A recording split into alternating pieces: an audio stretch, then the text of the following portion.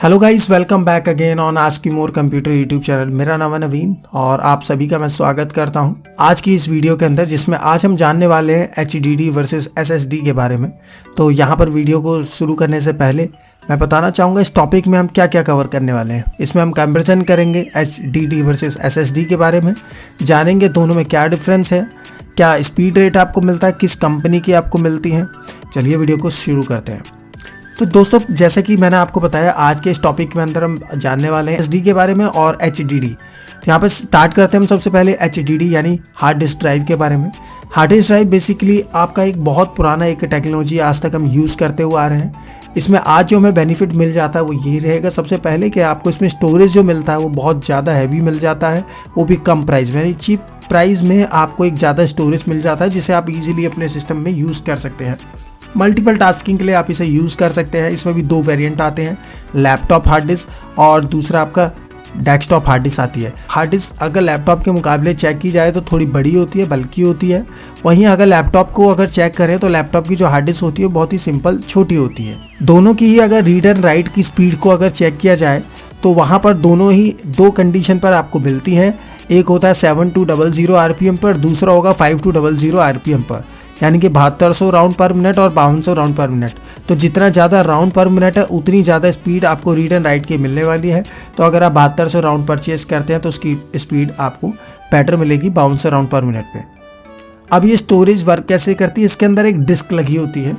इस डिस्क को बोला जाता है प्लेटर। तो इसी के अंदर आपके ट्रैक एंड सेक्टर्स इसमें बनाए जाते हैं, जिसमें आपका जो डेटा है वो रिकॉर्ड किया जाता है।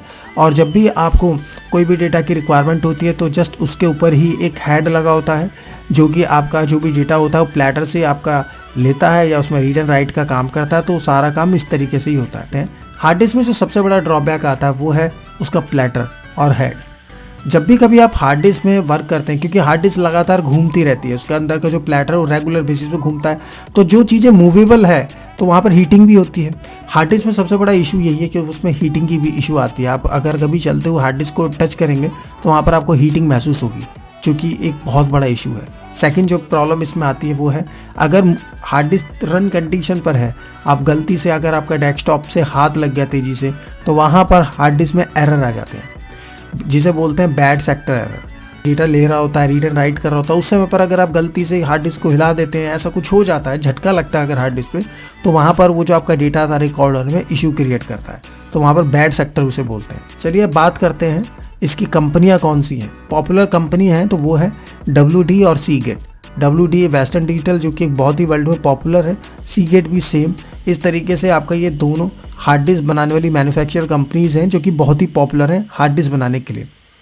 इसके अलावा सैमसंग भी है, टोशिबा भी है और नई नई अलग से बहुत सारी ब्रांड भी अवेलेबल हैं। तो जहाँ पर आपको चीप मिलता है आप इनमें से कोई भी सिलेक्ट कर सकते हैं। बात करते हैं हम SSD के बारे में।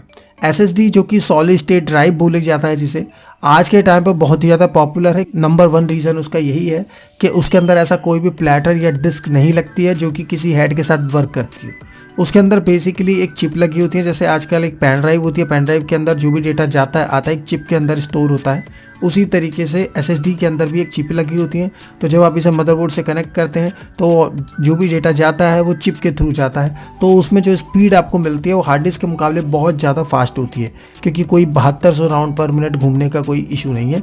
जितना तेज़ी से जा सकता है डेटा जाएगा। बहुत अच्छी स्पीड रीड एंड राइट की आपको मिल जाती है। अब इसमें जो नेक्स्ट ऑप्शन आपको मिलता है, इसमें भी आपको 3 टाइप की वैरायटी आपको SSD के अंदर मिल जाती हैं। आज के टाइम में अवेलेबल है। जैसे NVMe एक SSD है जो कि अभी अवेलेबल है, वो डायरेक्टली मदरबोर्ड में ही स्लॉट दे दिया जाता है। तो आप वहाँ पर लगाइए, वो उसकी स्पीड और ज़्यादा बेटर आपको कंडीशन पर मिलती है, क्योंकि वो डायरेक्ट मदरबोर्ड से अटैच है। अब इसमें जो ड्रॉबैक है वो क्या है? सबसे बड़ा ड्रॉबैक तो यही है कि यहाँ पर अभी जो, क्योंकि SSD अभी मार्केट में न्यू भी है, तो यहाँ पर जो इसकी कॉस्ट है बहुत ज़्यादा हाई है। तो अगर आप एक 256 GB की, जो कि आजकल 256 GB कोई भी मायने नहीं रखती है, क्योंकि आजकल हर एक डेस्कटॉप को 1 TB से ही बनाया जा रहा है, तो उस कंडीशन पर अगर आप 256 देखें तो कुछ भी नहीं है। तो 256 GB की अगर आप SSD अगर आप परचेज़ करते हैं तो वो भी आपको एक 2000-2500 के रेंज में आपको मिल जाती है, जो कि बहुत ज़्यादा कॉस्टली है। वहीं अगर आप 2 या 2500 रुपये अगर हार्ड डिस्क पे इन्वेस्ट करते हैं तो वो आपको 2 TB या 1 TB में तो बहुत आराम से मिल जाती है। इतना डिफरेंस आ जाता है। तो स्टोरेज आपके लिए कम हो जाती है पर स्पीड आपको ज़्यादा मिल जाती है। तो दोस्तों आज की इस वीडियो में केवल इतना ही। वीडियो अगर पसंद आए तो चैनल को सब्सक्राइब कीजिएगा, वीडियो को लाइक और शेयर जरूर कीजिएगा। मिलते हैं आपसे नेक्स्ट वीडियो में एक नए टॉपिक के साथ, जिसमें कुछ आपको नया सिखाते रहेंगे, आप कुछ नया सीखते रहेगा। Take care and bye.